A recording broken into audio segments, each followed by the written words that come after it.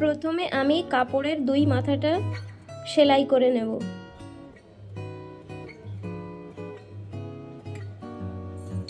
তারপর কাপড়টাকে দুই ভাঁজ করে রাবারের মধ্যে দিয়ে ঢুকিয়ে নেব। দেখো যেভাবে আমি করছি সেইভাবেই।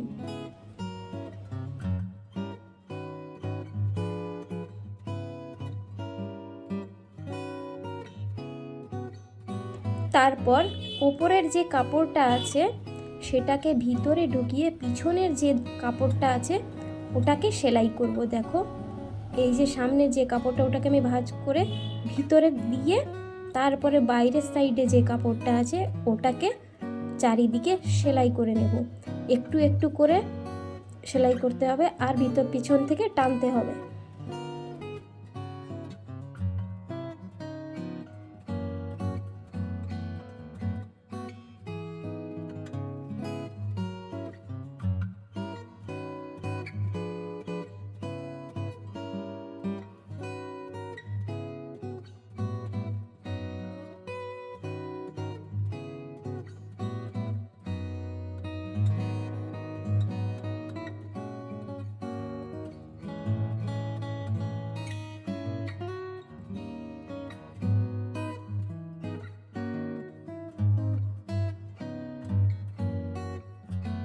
তারপর সেলাই করতে করতে যখন শেষের মাথাটা আসবে তখন ওখানটাতে একটু ফাঁকা রাখতে হবে।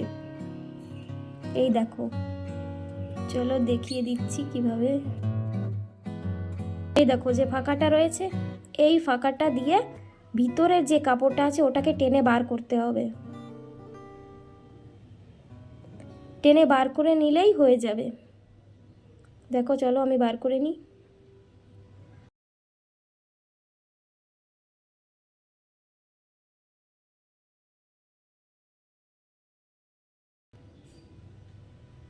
দেখো তারপরে বার করার পর একটুখানি যে ফাঁকা রয়েছে ওই ফাঁকাটাকে সেলাই করে নেব।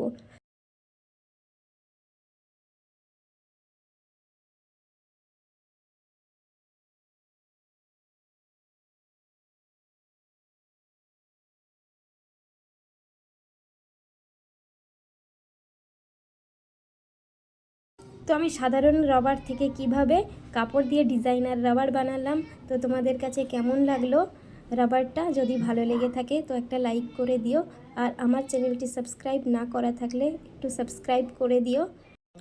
সবাই ভালো থেকো, সুস্থ থেকো, টাটা।